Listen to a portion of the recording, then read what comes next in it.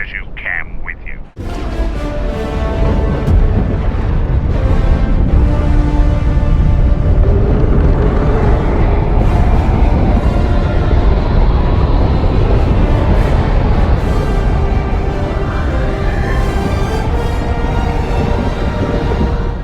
Greetings, Temple Legends. Your favorite mentor, Arhon Okvals here. The temple is once again open. Ready for another lesson? In this very special 10th temple lesson, we will be covering the best Star Wars story ever created. Unlike its modern audience iterations, this story actually managed to critique the Star Wars universe while honoring and expanding the lore. Today, the temple proudly hosts Knights of the Old Republic 2, the Sith Lords. The extent of his power cannot be put into words.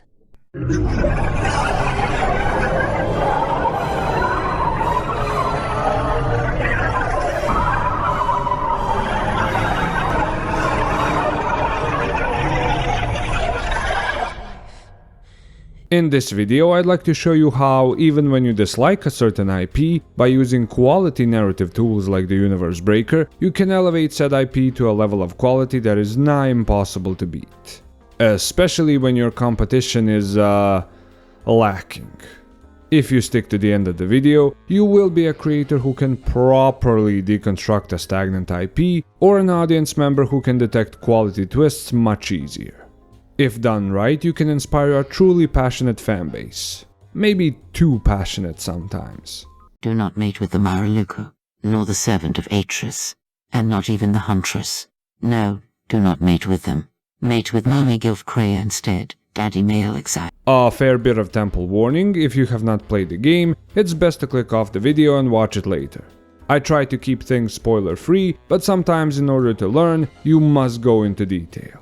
So without further ado, let's put on our Chuck Norris robes, grab our lightsabers, and press X on our keyboards. But first, a word from today's sponsor. Speed. Force speed. The fourth gate! Gate of fate! Open!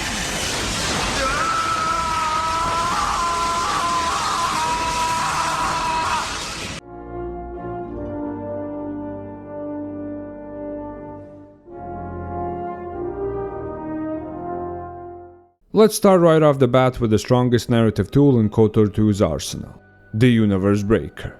So, a Universe Breaker is a narrative tool best used when a creator has the intent to critique or deconstruct the setting. It represents an intentional break in the rules of reality or a collectively accepted mindset within a setting. Its main purpose is to offer a more refreshing point of view on an already established IP, thus re-energizing the audience. The Universe Breaker can be a character, an item, or an event within a setting. I'll keep spoilers for this 21-year-old game to a minimum, however, in order to learn from Kotor 2's Universe Breaker, we have to cover some important details. So, what is the Universe Breaker of Kotor 2? Well, Kotor 2 has three actually: Kreia, the Exile, and Malachor 5. Let's start with Kreia first, since she's more of an ideological Universe Breaker than a physical one. So, Aaron Kai, Darth Treya, or just Kreia, is a former Jedi consular and Sith Lord, and during Kotor 2, a mentor figure to your character. It was a very clever narrative choice to have her appear as a wise old mentor character like Obi-Wan in the original trilogy. This made us comfortable enough to approach her, listen, and finally experience her universe-breaking ideology. It starts out slowly at first. A hint on how to look at the world here and there, and eventually as you gain influence with her, you can just see how much of a universe-breaking perspective Kreia actually holds. In her youth she upheld the ideals of the Jedi, then she fell to become one of the Sith, and in her twilight years she became something of a Force nihilist, having seen its effects on the universe in three different ways. As odd as it sounds, Kreia actually does seek balance in the Force, in her own way. You can see this, for example, in the way she critiques you whenever you upset this balance. She also emphasizes actually listening to the Force and understanding where and how it operates in the universe. Finally, she is very clear on what kind of relationship you should have with the Force, your lightsaber, and finally your companions. One where you view all three as tools, and never as something that defines you. She is very much a grind set Sigma. And here's the great thing about this space of revelations. By first introducing her as a wise old mentor character, and then slowly turning her into the universe breaker that she is, you can't help but care about her. Seriously, I don't care she was a Sith Lord at one point, it just breaks my heart to look at this.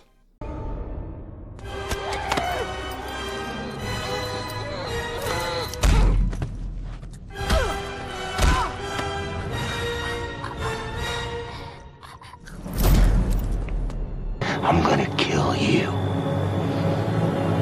All of you. Perhaps this was also intentional. Making Kreia appear to be an old, frail woman is what makes us care more about her, and thus listen to her. Once we're in this empathy state, we are in the perfect condition to get a new perspective on the Star Wars universe.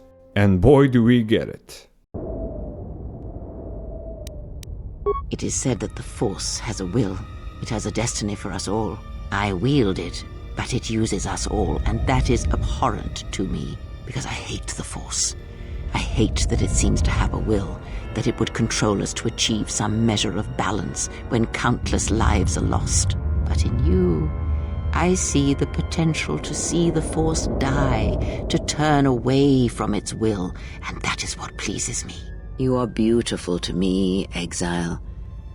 A dead spot in the Force, an emptiness in which its will might be denied. I use it as I would use a poison, and in the hopes of understanding it, I will learn the way to kill it. But perhaps these are the excuses of an old woman who has grown to rely on a thing she despises. You have to understand, up to this point in time, hell, even in the present day, nobody questioned the nature of the Force in such a way. And the real beauty here is that this fresh perspective came from a place of hatred. You see, Chris Avallone was not a fan of working in the Star Wars universe, and the Force specifically. However, because he had respect for the canon, he was able to criticize it in a way that pays homage to the Star Wars IP. This is why to this day I think this is the best Star Wars story ever told. If you want to see a video that covers this in far greater detail, I'll leave a link to Core Ideas videos on how Kotor 2 criticizes Star Wars. I highly recommend watching it. Now, Kreia would only be half as effective as an ideological universe breaker without the two other physical universe breakers, the Exile and Malachor 5. Again, I won't spoil the mechanics of her plan, but basically both the Exile and Malachor 5 are wounds in the Force, dead spots where the will of the Force can be denied. Basically, he who is a wound in the Force can actually use it without being influenced by it. This is huge. Just on a pure metaphysical level, it breaks the Star Wars lore in a fascinating way, and not in a "they fly now" bullshit. But here's the best part, and what makes Kreia my favorite villain in Star Wars. She plans to use this Force wound technique to kill the Force across the entire galaxy. Of course, this does not come to pass, but just the fact that it was possible puts Kotor 2 in its own league. Oh, and by the way, this isn't just some narrative fluff about making wounds in the Force. No, we literally see Kreia using this power on the 3 strongest Jedi in the galaxy. Yes, the same power that reaction YouTubers use on smaller channels.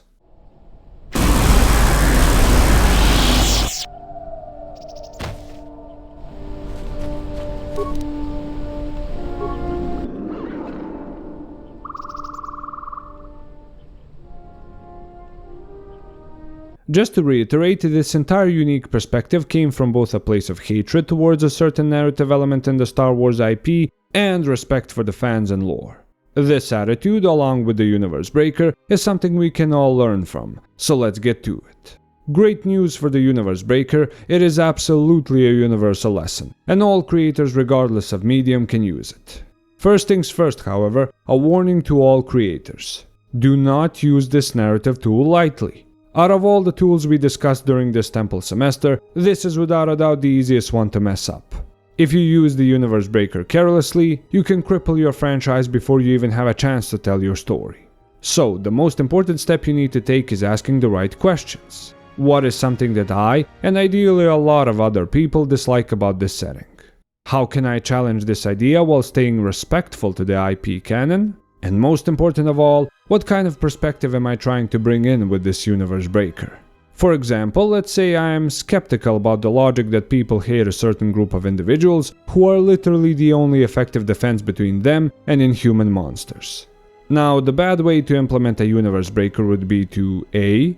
Add some annoying self-insert character to criticize the IP in a horrific fourth wall breaking, immersion destroying way. Or B. To have this group of individuals completely destroyed, which then destroys other elements of the setting, and then turning to the fans and going, "See, this is why the thing you like bad and it's logic not smart." The proper way to use the universe breaker in this scenario would be, for example, to add a character that purposefully orchestrates monster attacks on human settlements, so that the average populace and thus the audience realizes how much this certain group is needed in this world.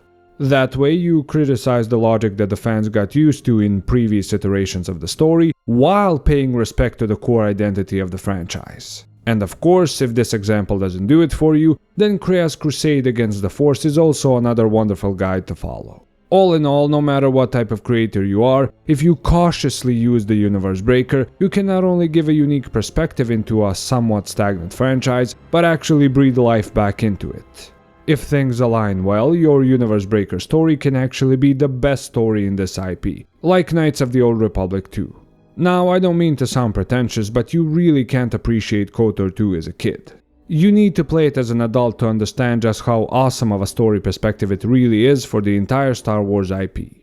In fact, Temple Legends, most people won't really get it. You need a higher IQ to understand this Goddamn shapeshifters. Sorry, Temple Legends. In all seriousness, the universe breaker is what makes Kotor 2 the best Star Wars story ever told. So, with the lessons of the universe breaker out of the way, let's move on to...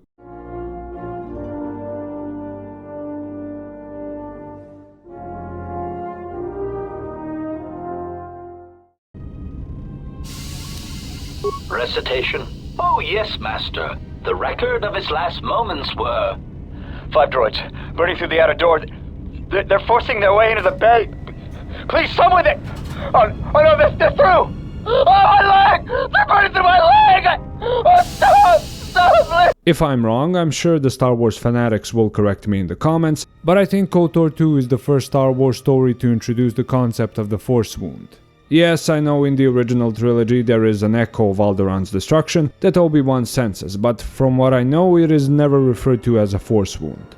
In simple terms, a Force Wound is a literal tear in the fabric of the Force that occurs when an unimaginable loss of life happens somewhere.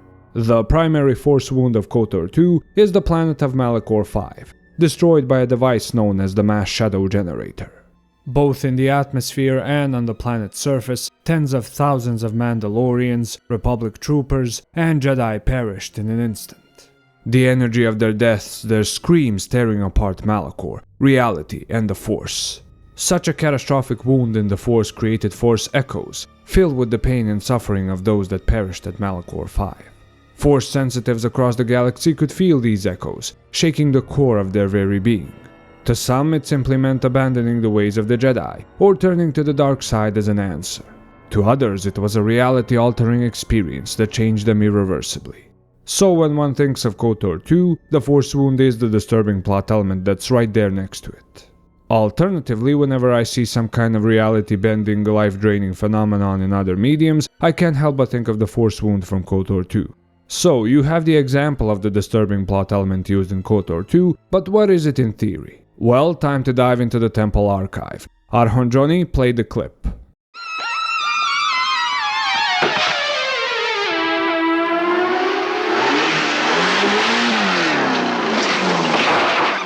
Arhon Johnny, stop going through my collection and play the right clip. The disturbing plot element does loom over your world, and it also has a huge effect on your setting. But the difference is in how it does these things. A defining plot element usually stands out with some big, flashy or unique concept that sticks in your audience's mind.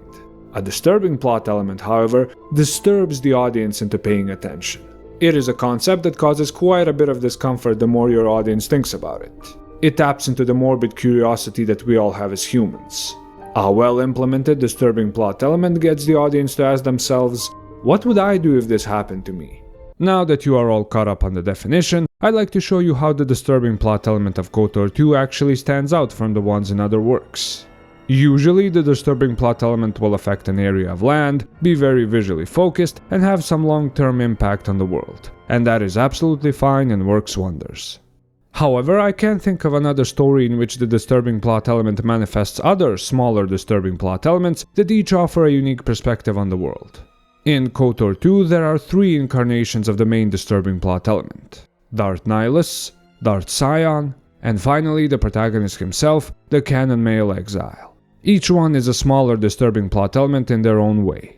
Darth Sion was once an ordinary Force-sensitive man. He fought in the Great Sith War and showed remarkable endurance and survivability in battle. As his hatred for Jedi and life in general grew, his powers became twisted by the dark side. Under Krea's teaching in Trace Academy on Malachor, he learned to make use of the Force Wound technique, further strengthening his immortality by drawing on the life force of others. In the end, he was nothing more than a husk of a man, fueled by hatred, held together by the Force.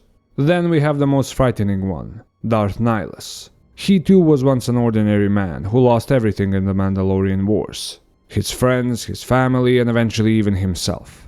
You see, he was on Malachor 5's surface when the mass shadow generator was activated. His grief over his losses eventually turned him into a Force wound, which manifested itself as an insatiable hunger for life.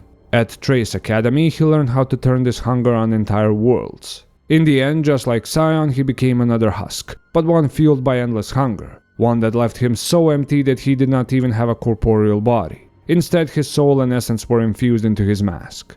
Lastly, we have the most tragic one, the Exile. You see, the Exile was a skilled Jedi general in the Mandalorian Wars, naturally gifted with the ability to form Force bonds. This made them a naturally great leader and allowed them to share their strength with their followers. However, when the mass shadow generator was activated, this bond became corrupted by the tens of thousands of deaths, echoing right back at the Exile.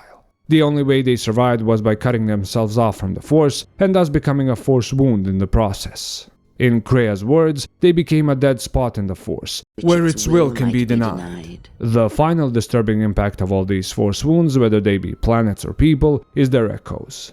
These echoes, these screams of Force suffering spread throughout the entire galaxy, altering life or outright ending it. For the first time in a Star Wars story, at least to me, it shows how much the Force can damage the galaxy through its balancing act. Well done, Chris Avallone. Now, these are not disturbing plot elements in a classical way, using body horror or disturbing imagery. No, the disturbing part here is what one becomes when something they relied on their whole lives is stripped away from them, or perverted. It's disturbing because we all have an equivalent of the Force in our lives. Maybe your Force is creativity, athletic prowess, or a voice that moves one's soul. Now imagine yourself if in some way that was stripped away or corrupted. A chilling thought, right? That's exactly why the disturbing plot element of Kotor 2 is so unique. It's both incredibly easy to relate to, and it supports Krea's point. Were the Jedi and Sith not so reliant on the Force, then the galaxy could have been spared so much devastation, and the subsequent Force wounds. Now that we understand what it is, and what makes it unique, let's see what we can learn from the Force wound. The lessons of the disturbing plot element are thankfully universal, and any creator can learn them. As with the defining plot element, learning how to use the disturbing plot element starts with asking the right questions. What are the primal human fears? Do any of them relate to my story? How do I express them with the disturbing plot element in an impactful way? For example, the Force wound of Kotor 2 is a combination of the ego death fear and the loss of autonomy fear. This is the exact kind of disturbing plot element I was talking about in my last video when I said that not all disturbing plot elements have to be dread and horror. Sometimes it can just be what one person is willing to tolerate. Like, for example, tolerating the presence of an all-present, all-powerful energy that destroys billions of lives to achieve a sense of balance. You are so right, Mommy Krea, I never doubted you for a second. Finally, if the disturbing plot element you implement supports the main theme of your story, oh my god, you have a classic on your hands. And again, I have to reiterate, don't always think a disturbing plot element equals a huge monster or planet-ending powers. A toxic creed that pollutes the minds of the people and supports the argument of fighting indoctrination is a fantastic disturbing plot element too. Finally, no matter the type of creator you are, try to make the implementation of your disturbing plot element as fitting to the theme of the story as possible. For example, Krea's argument is that without the Force, Jedi suck and are ordinary. Kotor 2 could have taken the easy route and been like, yeah, the Force wound is bad anyways, here's some cool lightning powers. However, the disturbing nature of the Force wound is reinforced through gameplay. Each enemy you kill, each influence point you gain with your companions is the Force wound within you making you stronger, feeding off of others if you let it. This is even more evident if you're a dark side player. If you apply all these lessons above, your audiences will ask themselves questions like, why does this exist? Is it immoral to support this thing? Is it really necessary? Those questions lead to debates, and as we like to say at the temple, debates about the lore and story are the lifeblood of a franchise. With the lessons of the disturbing plot element out of the way, let's move on to...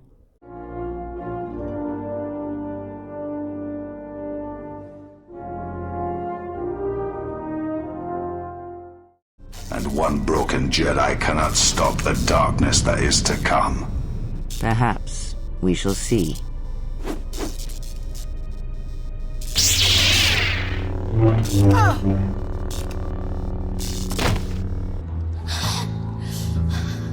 I'm gonna kill you. I'm gonna kill you! Once again, in another quality game, we come across this marvelous narrative tool. As the name suggests, Factional Exposition is when a creator chooses to present their world not through walls of text, large codex entries, or exposition bots, but rather through members of different factions. These perspectives are often biased and not entirely correct, which naturally drives the audience to learn more about the world to get the complete picture. If implemented well, just like the OBE, it can make your world feel far bigger than it actually is. Finally, the best part of Factional Exposition is that it divides your audience in a natural way based on the faction they support, which naturally leads to debates. And debates... Come on, 10th video, I already mentioned it earlier. Type in the comments why debates are important. I need to see it! Now I understand some people might get mad at this, but it has to be said.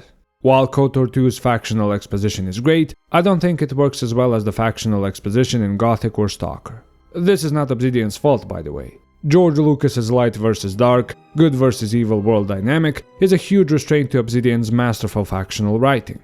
Nevertheless, Chris Avellone did his best with what he had. He didn't break the established worldviews of the Jedi, the Sith, or the Mandalorians, but by giving the player options to debunk those beliefs, he made them feel fresh.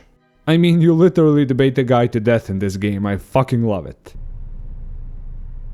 You seek to erode my will. You will not succeed. Why? Why did she choose you? What makes you able to defeat me? Defeat me here? All the NPCs in this game present their views in a natural, non-expository way. It feels like they're actively trying to debate you, to convert you to their side. Scion with his talk of power above all else, Mandalore defending the warrior culture of his people, and Atris trying to justify the Jedi's hippie bullshit, it all just works. There are many reasons that people debate Kotor 2 to this day, and one of the main reasons is the way in which Factional Exposition is done. What encouraged debate the most is the way we were allowed to challenge each one of the perspectives I mentioned above. We learned to care about these factions yet again, we appreciated their uniqueness, and finally we pointed out their flaws. It's also worth pointing out that Obsidian put their effort into expanding other, lesser-known factions, compared to the Jedi, Sith, and Mandalorians. You learn about the Exchange, Zerka, and the Ithorians. Now, the great part about the Ithorians is that their healing through the Force culture is probably the only decent counterpoint to Krea's ideology. This topic deserves a video of its own, but put really simply, the Ithorians give you an option to heal a part of your Force wound. In order to get this treatment, you need to help the Ithorians continue their restoration efforts on Telos. The only reason that they want you to do this is to help restore the planets. Their only motivation is to heal the galaxy. This shakes Krea and her ideology to the core, and she basically has no counter-argument to the Ithorians other than, don't listen to the manipulative slug monster, Daddy Exile. Again, this is a minor faction with which you interact early in the game, and that's basically it. The fact that this much effort was put into their factional exposition is just chef's kiss. So now let's see what we can learn from Kotor 2's factional exposition. Once again, this is a universal lesson, so there's no need to divide by creator type this time. As with any temple lesson, it begins with the right questions. How many perspectives do I want to have per faction? How can I relay these perspectives naturally? And finally, the most important one, what flaws do I give each perspective? This is key for generating debate among fans. If one faction has objectively the best perspective, there is no need for fans to debate, so keep that in mind. But I hear you asking, Mentor, this is way too much, where the hell do I even start? No worries, as with everything, the key is to start small. Karu, I believe in you. At first you simply add one character from one faction with one flawed perspective. Then you add another character from a different faction and an opposing flawed perspective. Then you add a third character who is maybe a mix between the two. Now 3 factions is enough to achieve fantastic factional exposition, so you can stop here.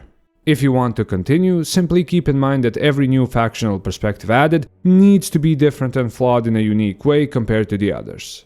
Also, it goes without saying, the way the audience learns about these different perspectives is either through dialogue with NPCs, in the case of games, or reactions to the world and actions of others if it's a book or TV series. Do not, I repeat, do not use wall of text lore dumps or someone basically spelling out what the character is about. This is Katana, she's got my back. The idea is for the audience to learn about your world as if they were speaking with a local, or observing some event from a distance. If all is done right, best case scenario, you have multiple unique factions, their perspectives are interesting, and you have an audience that debates about them constantly. Finally, take a chapter out of Kotor 2's book and give your audience the option to debate these factions through dialogue options in the case of video games, or with a character that represents the most frequent questions you get asked as an author. So, with the lessons of factional exposition covered, let's move on to...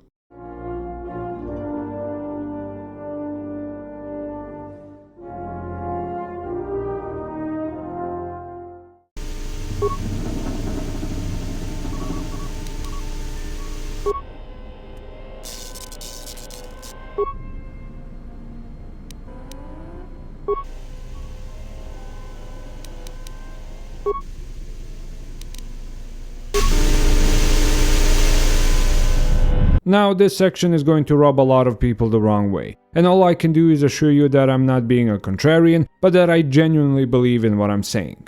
Kotor 2's intro, from the start on the Ebon Hawk to the death of Paragus, is absolutely amazing.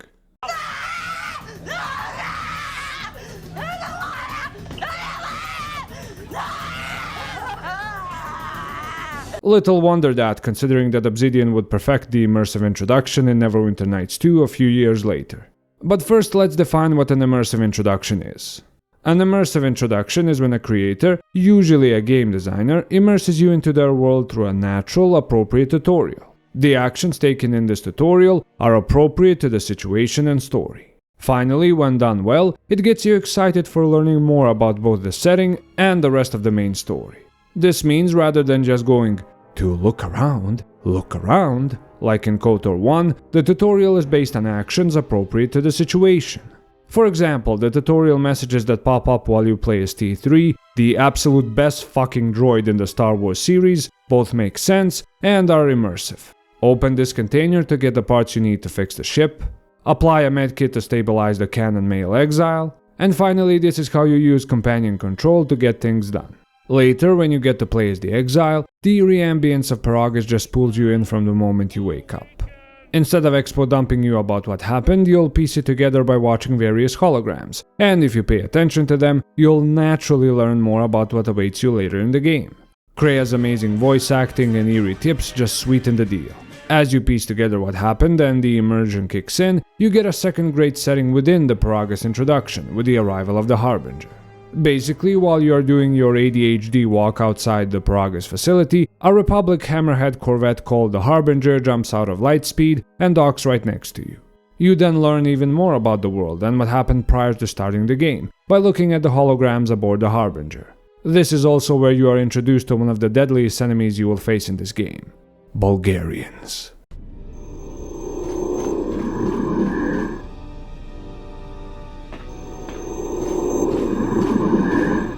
If the atmosphere on Paragus was eerie, the Harbingers is downright unsettling.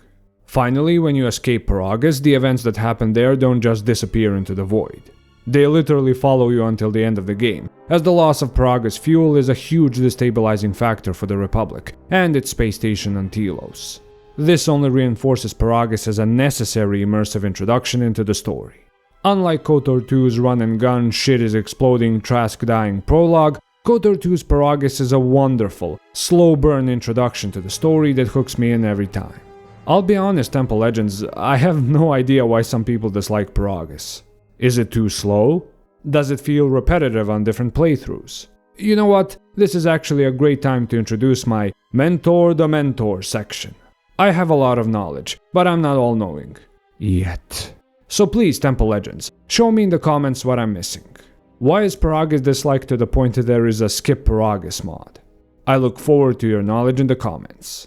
One last benefit of Paragus that I'd like to add before we get to the lessons is its great setup for natural backstory reveal moments later in the game. Whether it's talking with Atton about what kind of lightsaber you had, debunking Atris about your decisions, the videotape of your banishment, or the Korriban Tomb of Past Reflections, all these moments feel more natural because they were set up on Paragus. Now let's get to the lessons.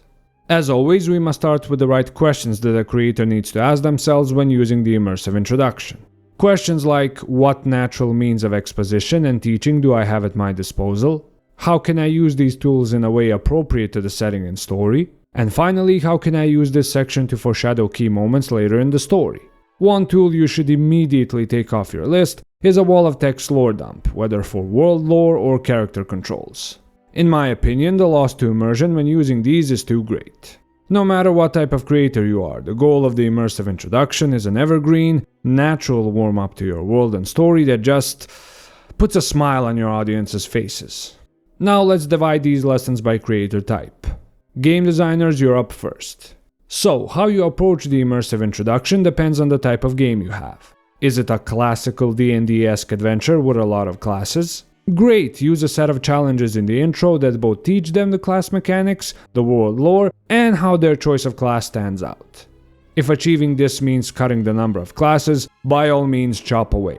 Quality wins over quantity any day.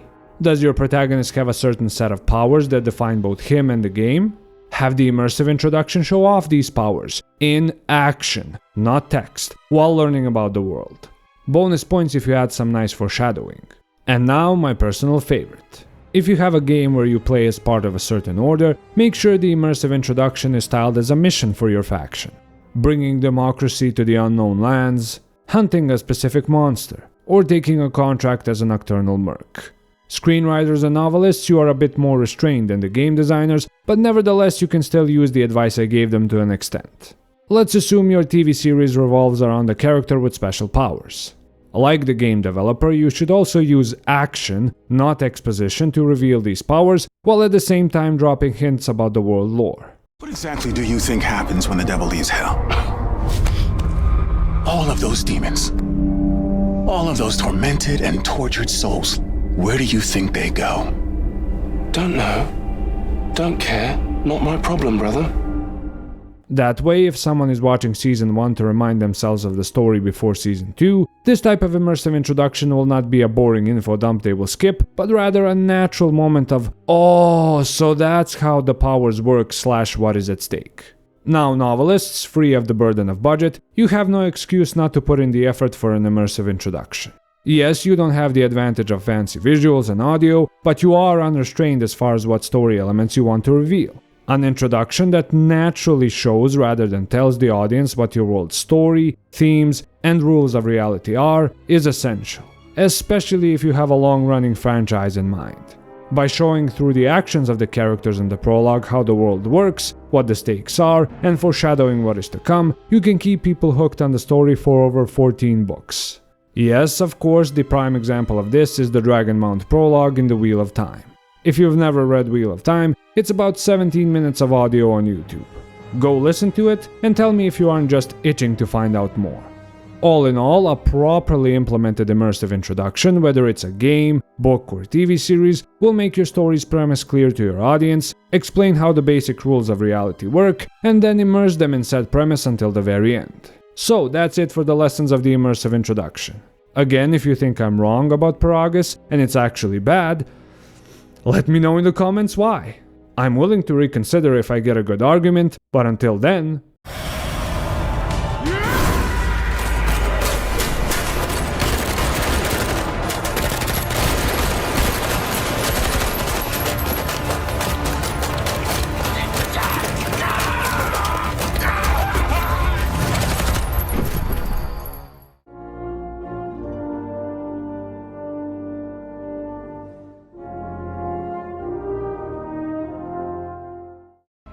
Select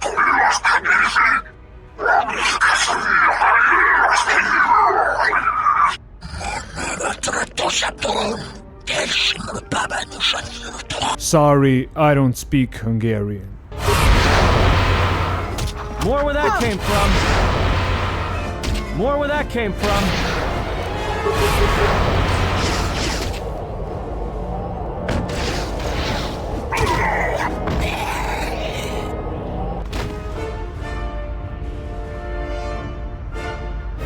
For the third time in the first Temple semester, we return to this fantastic gameplay principle. What's funny is that I first mentioned this principle back in my Neverwinter Nights 2 video, but Neverwinter Nights 2 is actually 2 years younger than Kotor 2. I think it's safe to say that Obsidian first tested this principle in Kotor 2 before applying it in Neverwinter Nights 2, and I have to say it's better in Kotor 2. However, that could be because the Forgotten Realms is a more generic setting compared to Star Wars. But look at me going off without providing the definition. Arhon Johnny, don't you fucking dare play the wrong clip again. 1,000 fitting miles is when a creator who created a fairly large narrative ensures there is a plethora of different locations spread out throughout the long journey. Apart from being just visually distinct, these locations also offer new insights into the world and story.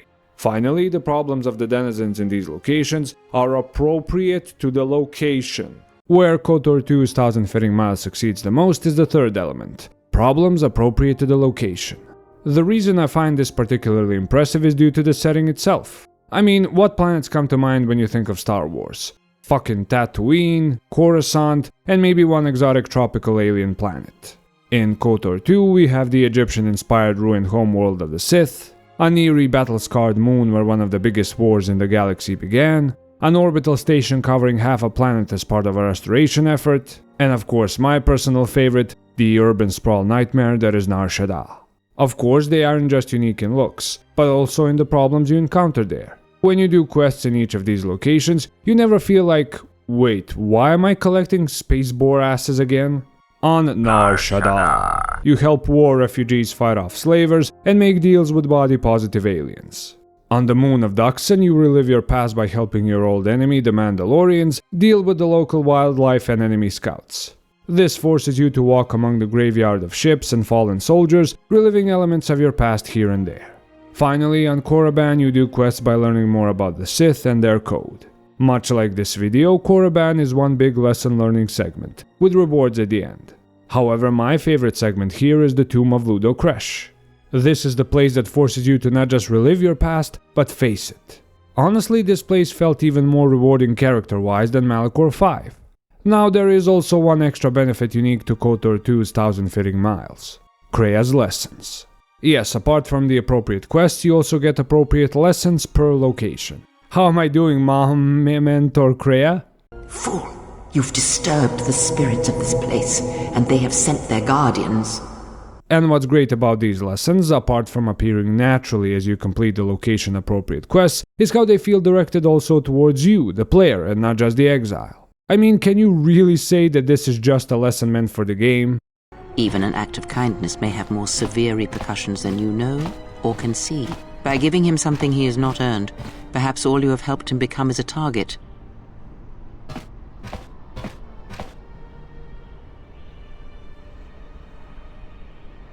Seeing another elevated often brings the eyes of others who suffer. And perhaps in the end, all you have wrought is more pain. And that is my lesson to you. Be careful of charity and kindness, lest you do more harm with open hands than with a clenched fist. This relatability to real life adds something to each location that I have not seen a lot of in Star Wars. Maturity. Now I know some people will get pissed off at this comment, but apart from a few scenes, I wouldn't call Star Wars a primarily mature audience-focused setting. KOTOR 1 is a good game, but honestly both its story and locations are just the New Hope with a reverse twist. KOTOR 2 is a thorough and respectful breakdown that deconstructs the Star Wars IP in each location you visit. Now let's see what we can learn from its 1,000 fitting miles. Thankfully, as in the Endural video, the lesson is quite simple. First, you have to determine a rough number of locations you want featured in your story. Once you do that, you just have to ask yourself the right questions. What kind of distinct visual/audio elements can I add to each location? How do I make the problems in this place appropriate to the location? Finally, how do I align these locations with the progression of my story? For example, if you are interested in deconstructing an existing IP's ideology, the way Kotor 2 did, you can introduce a new critique with each problem the protagonist faces as they progress through the story locations. I remember a fantastic example of this on Goto's yacht above Nar Shaddaa, where he's like, "The Republic has no more money, it will collapse in a few months."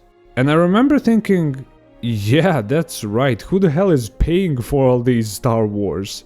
Now for some tips specifically for game designers/screenwriters. It's not just about the problems matching the themes of your locations. The visuals and audio also have to match the story you are trying to tell in said locations.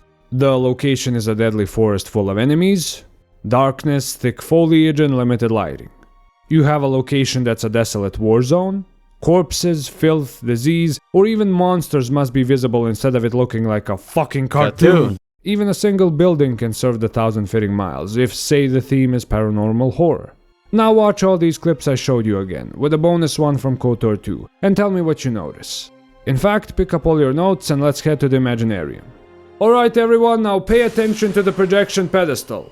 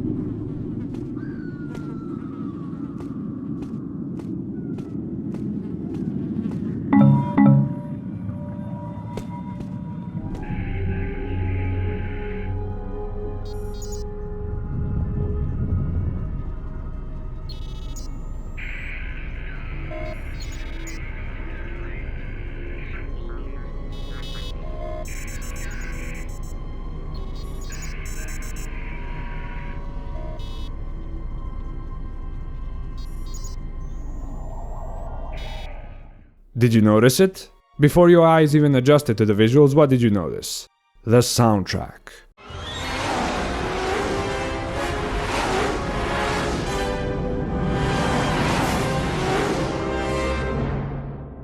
It might seem too insignificant, too in the background, but trust me, whatever budget you need to allocate for a great composer, do it. Furthermore, make them understand what the story theme and visuals are trying to express, for maximum synergy of all three. No matter what type of creator you are, properly implementing 1,000 fitting miles will leave your audience pleasantly lost in a world they will eagerly explore for years to come. Ideally, you have an entire sequence of unique looking, sounding, and playing locations that are connected to each other.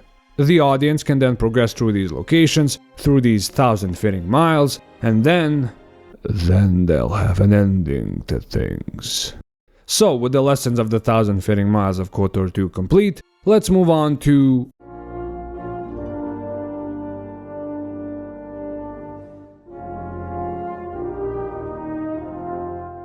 Now, you might have noticed that some of the lessons listed here are the same as the ones from my Neverwinter Nights 2 and Mask of the Betrayer reviews. The disturbing plot element, the 1,000 fitting miles, and now reactive rewards. This is not an accident. Obsidian is very good at what they do. Or, they were, I guess.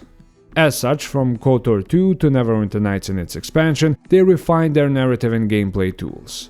One such tool is the reactive rewards system.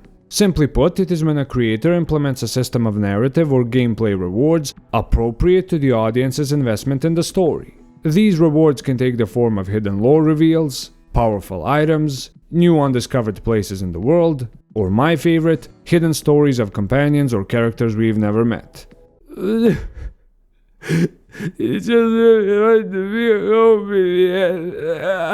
Most important of all, each reactive reward is custom made and feels unique. So no, you help John get over his dark past of raiding villages, you gain a +1 bonus to damage when raiding villages! The reason I call them reactive rewards is because they happen as a reaction to your investment in the story. Now, the advantage that video games have over other mediums is that they can use all the reward types mentioned above, if the developer takes the time to do it right. I'm really happy to say that in Kotor 2, if you choose to invest in the game, you will be rewarded with hidden lore, powerful items, and companion stories. The place where you will mostly get to experience these rewards is the Ebon Hawk. Now bear in mind it's already full of random events, like HK-47 torturing another droid by showing him footage of reaction YouTuber videos. Agonized exclamation. My photoreceptors! My photoreceptors! So when you add that unique cutscene that plays as part of the Reactive Reward system, it is just chef's kiss. Two of my favorite instances are when Kreia makes you fight Visas as part of her lessons, and the naked fighting matches with the Handmaiden. I have to say I enjoyed the second one more because it's such good, thick storytelling goodness. Now don't get me wrong, the Reactive Rewards aren't just constrained to the Ebon Hawk. There are plenty you encounter on the various planets you visit. I was actually surprised there was even smaller rewards in the form of Atton's comments when you use Force Persuasion.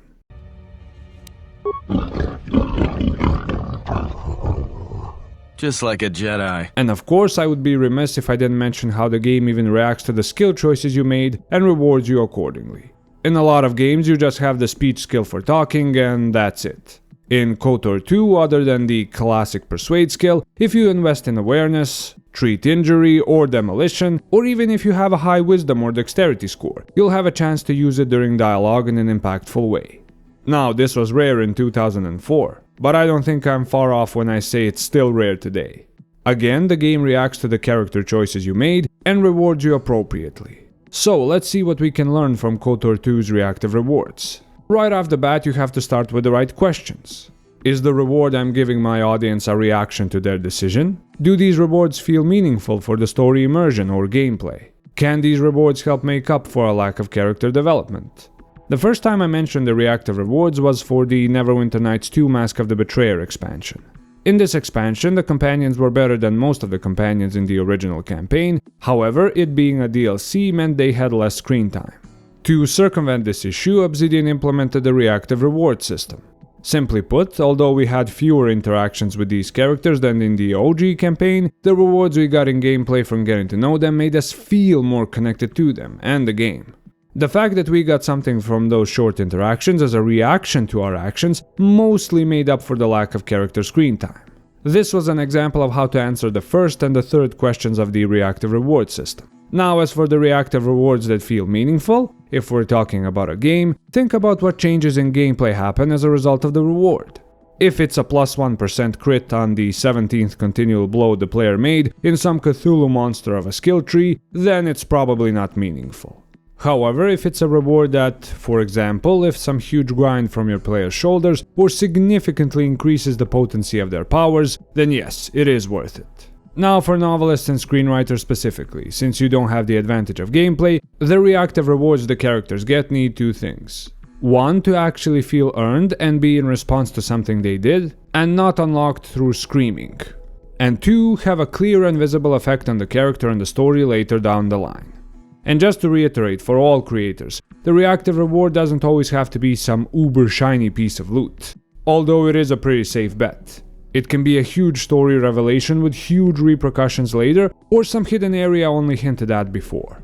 To go back to Kotor 2 once more, the reactive rewards aren't just in gameplay bonuses. They are also in what I refer to as companion crusades. Each companion you have is on some kind of mission of their own, and if you help them, they react by rewarding you with their story. Some even convert to your religion. Whatever helps the audience feel like, yes, this was earned, yes, it is meaningful, and it does help me relate to the world and story better. When implemented right, the reactive reward system is a blessing to any story in any medium, not just gaming. So, with those lessons out of the way, it's time to go over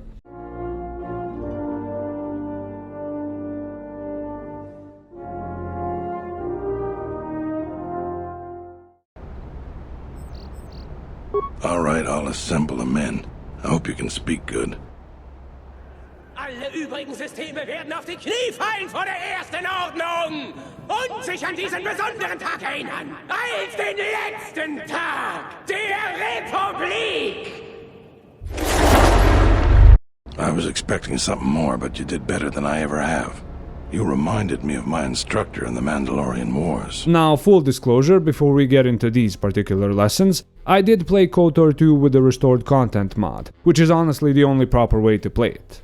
If you're unfamiliar, it basically restored a ton of cut content, which is essential to making the canon male exile's journey feel special throughout Kotor 2. For example, with the restored content mod, you actually see your companions fighting to reach you in the final location of the game, Malachor 5. You see them have their own battles, like facing off against Kreia.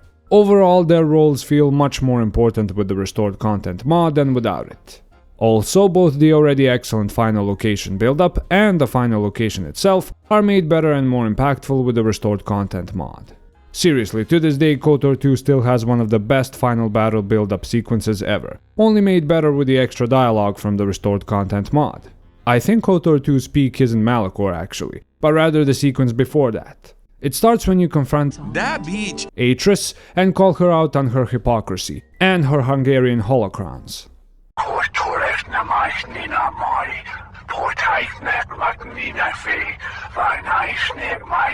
And it ends when the threat to Telos has been resolved. And believe me, it will not be resolved easily, as the threat to Telos is quite literally world-ending. The Sith fleet attack is brutal, and it has to be repelled in these positions here, here, and here. So fucking stupid. So I hope now, if you see a lack of certain critique in this section, it is probably because of the restoration mod. And there are problems we'll get to, but first let me just go over the few positives that I didn't mention. For one, and this goes back all the way to the foundation set up by the Immersive Introduction, Kotor 2 has one of the best explanations for leveling in gaming. You see, due to your nature as a wound in the Force, you are able to draw upon the strength of others and their connection to the Force, and use it as your own. Not in the same way as Nihilus, but more in the sense of you are such a nasty, charismatic beast that your companions willingly hand over their connection to the Force. However, you can also draw this strength into your Force wound when killing enemies. This is pure chef's kiss, and honestly a prime example of when video games sync gameplay and story perfectly. In Kotor 2 there are also a lot of fun ways to interact with the world, like convincing droids to rise up against their corporate oppressors. It's a revolution, I suppose. Also, lightsabers feel far more impactful in Kotor 2 than in Kotor 1. This isn't because they are different in gameplay, but because of how you acquire them and the unique ways you can upgrade them. Speaking of impactful things, I honestly can't play Kotor 2 with any class other than the Jedi Consular. That fully upgraded, buffed out Force Lightning experience, where you wipe clean entire levels of enemies, is such an awesome power trip. Also, the fact that the game acknowledges if you took the Force Power battle meditation should make any Kotor 1 fan really happy. Oh, I forgot, the restored content mod also adds a section where you play as everyone's favorite murder droid, HK-47. He basically John Wicks an entire droid factory and finds out some interesting lore regarding the story which you won't find while playing as the Exile. Lastly, I'd like to say that the ending, with the restored content mod, is quite satisfying. Kreia's reflections and predictions based on your choices are a chef's kiss addition to the ending. Despite the more bleak tone of the game, it does end on a hopeful note, making you wonder what kind of journey awaits. Oh fuck, god damn it, not again! However, in spite of all the good I mentioned above and in the other sections, Kotor 2 has problems. Yes, even with the restored content mod. First, some minor technical ones. You remember those awesome story-revealing holograms I mentioned on Paragus and the Harbinger? Yeah, well, there is a good chance that they might not be working, making you miss out on a huge part of the story. The only fix I found was restarting the game until they work. Is your resolution above 60 Hz? Well, enjoy the forced tactical pause menu, as your character literally freezes after every combat encounter. The fix is to simply set the resolution to 60 Hz. There are also places in the game where you get to play as other companions, and if you don't perform certain actions, you're in for a bit of a rage. Pro temple tip: kill all the storm beasts on Malachor 5 while playing as the Exile, just trust me on this. Now for the main critique. Obsidian, let me be upfront. I love Kreia's philosophy of being balanced and self-reliant and thus gaining new strength from it. Strength that no Jedi or Sith could have. So I have to ask, why did you choose to actively punish the player for embracing this ideology? On a playthrough before this one, I did my best to stay balanced. Not too light, not too dark, just grey. My reward? both of my light side and dark side powers were weaker, and I was cut off from one of the best locations in the game, the tomb of Ludo Kresh. The reason? I didn't have enough light or dark side points. What the fuck? Now I hear some of you saying, but Mentor, that is the whole point. You become more independent by rejecting the power of the Force. That's all well and good, but that is not what Kreia was saying this whole game. She constantly implies that the Exile is stronger than any other Jedi, precisely because they wield the Force like a tool and are not dependent on it. Look, I'm open to my light or dark side powers being weaker, but at least we should have gotten some kind of unique Force immunity power that makes us far less vulnerable to Force damage because of our balanced playthrough. Again, I'm always for a good story in games, but if you're selling us a certain ideology, make sure that the gameplay rewards for following this ideology are there. The other big critique is that they kind of dropped the ball on the final location. This is something that would occur yet again in Neverwinter Nights 2 2 years later. Throughout the entire game we hear of Malachor 5, the planet-sized Force wound whose surface still echoes with the screams of hundreds of thousands that perished there. A place so horrible that it created one of the most frightening Force monsters in existence. A planet whose very crust was torn open and pulled back together in a massive gravity well, trapping hundreds of Republic and Mandalorian ships within its earthly bosom. These ships, each a graveyard now, stand as testament to the horrific final battle of the Mandalorian Wars that happened there. In-game, however, it's just another barren Star Wars planet with a bit of green cracks flowing here and there, and like an uber small part of a ship visible here and there. No great husks of ships looming in the background, no holograms depicting the final horrific moments of the battle, no Force ghosts taunting the Exile, and in fact no Force abominations, which roam the land as a byproduct of the horror unleashed here. There is only one living life form we encounter, and it's just some generic storm beast mob that dies in 2 hits. Look, I'm aware they were short on time, but come on, put some 2D skyboxes in the background with giant Force tornadoes, or hulls of ships jutting out from Malachor's surface. Like, even the sounds of ghost soldiers screaming somewhere in the background would have been a huge bonus. Also, this horrific machine called the Mass Shadow Generator, the one that caused all this, yeah, we don't even get to see it. Also, where are those mass shadows? That would have been such a cool visual, like the very shadows of Malachor are living and trying to kill anything that moves on its surface. The only thing in Malachor that doesn't feel like a letdown is the music, but that's about it. Ah yes, we have a question. Go on, Arhon Robert. All life is sex, and all sex is competition. Thank you, Arhon Robert. Before we get to the lessons, I'd like to give a quick shout out to The Wise Oldie, the author of the black-haired, greenish-eyed character model and portrait for the canon male Exile. I honestly can't play Kotor 2 without this mod, so thank you for your contribution, good sir. Now let's see what we can learn from the failures of Kotor 2. Most of the lessons are pretty universal, but let me just get one quick lesson out of the way, just for the game designers. Guys, I get it. Tight schedule, goddamn crunching, and some shareholders with their fist up your ass, working me like a puppet! However, if you are choosing between making a new level you will probably have to cut, or refining a core part of your storytelling experience, it really is no choice at all. Trust me, you'll go way farther with a shorter but more polished game than shooting yourself in the foot by overreaching. Now for the lessons universal to all creators. If you are trying to have your audience consider some kind of new perspective or ideology, for God's sake, make sure there is a narrative or gameplay payoff. You can't just have the protagonist of your story not be affected if they follow this ideology. If it's a book or TV series, there needs to be a visible change that happened to the characters. If it's a game, there needs to be an active gameplay reward for playing in the way of this ideology. Although I do not like the Paragon/Renegade concepts in Mass Effect, I do enjoy the rewards you get from committing to one or the other. The worst mistake that you can make is to punish the player for playing with this unique ideology and being like, yeah, that's the point, that you suck. No, it might make sense story-wise, but the audience satisfaction should always come before what you feel makes the most sense. Is Aragorn charging the Black Gate strategically sound? Nope. Are the Jaegers from Pacific Rim logistically and physically possible? Nope. Does Doom Guy using guns when he has the powers of a god make sense? Hell no. Do we care? Hell no. The satisfaction of the rule of cool all the way. We embrace a certain way of acting, / perspective, / ideology, and we want the characters and us to be rewarded. Wow, nice stretch, Arhon Orquals. I totally agree that Pacific Rim has a deep ideology present in the movie. When you're in a Jaeger, suddenly you can fight the hurricane. You can win. Lastly, no matter what kind of creator you are, please watch the expectations you build for the final location. If your story is all about the impact that the final location had on your story, you have to make sure it lives up to the hype. If it feels just like every other location you saw in the story, it's a huge waste of potential. If you need a good example of how to do this right, think of the collector base from Mass Effect 2.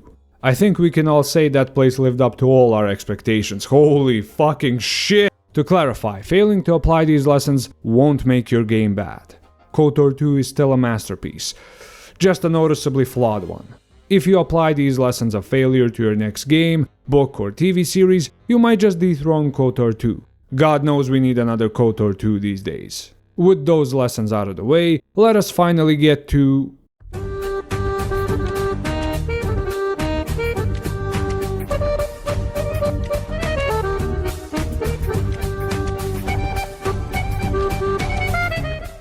So those would be the lessons from my favorite Star Wars game, and honestly to this day, the best Star Wars story ever told. If you're an audience member who wants to experience a properly done deconstruction of the Star Wars lore, which pays respect to what came before and after, you can hardly do better than KOTOR 2. Now, if you're a creator who was given the reins over a popular but somewhat stagnant IP, then KOTOR 2 can be your guide to making history.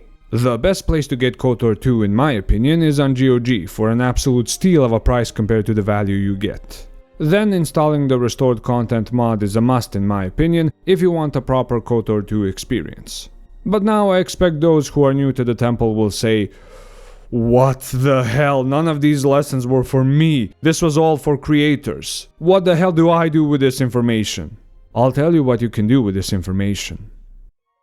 You can use it to identify, appreciate, and support creators who have applied this knowledge. The age of blindly following a creator because they know what they are doing is over. Maybe before, when success depended more on quality, we could let go and believe, but no longer. In the present day, the audience has to know the theory, while the creators have to know the theory and put it into practice. This setup ensures that fans will no longer be fooled by absolute bullshit being fed to them by lazy and hack writers, and instead they can use their most precious commodity, time, to support true quality in storytelling. A creator can apply all these lessons to perfection, yet if no one is aware enough to notice, their careers may never take off.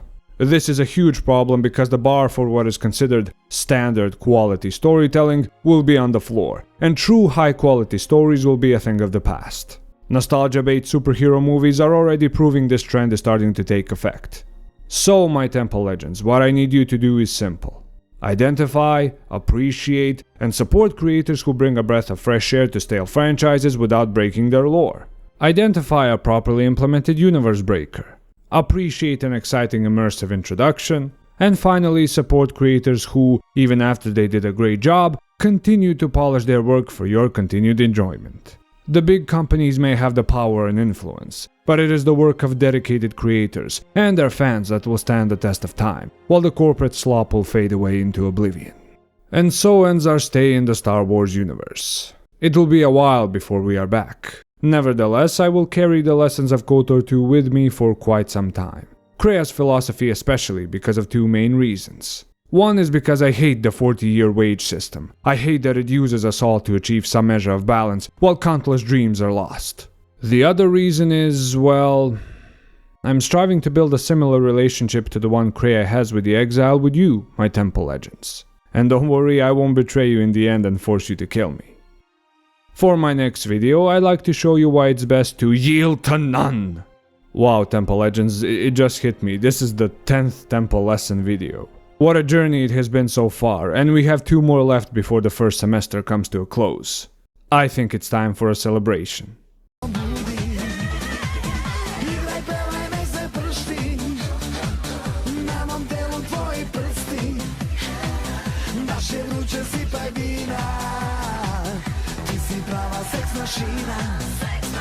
In all seriousness, I'm immensely grateful to the temple legends who've been here since the very first video, and those just arriving. The temple is really starting to come to life. In the future, I hope a lot more temple legends join us, as we reactivate more and more of the temple's dormant functions. I truly believe that each of you who stayed until the end will have a noticeable impact on the landscape of entertainment. Rest assured though, the time of the temple legends is yet to come. Feel free to like, comment and subscribe, as it helps with the upkeep of the temple, and helps those who are still climbing find their way here. Have a safe path down the mountain, and I'll see you next time in the temple.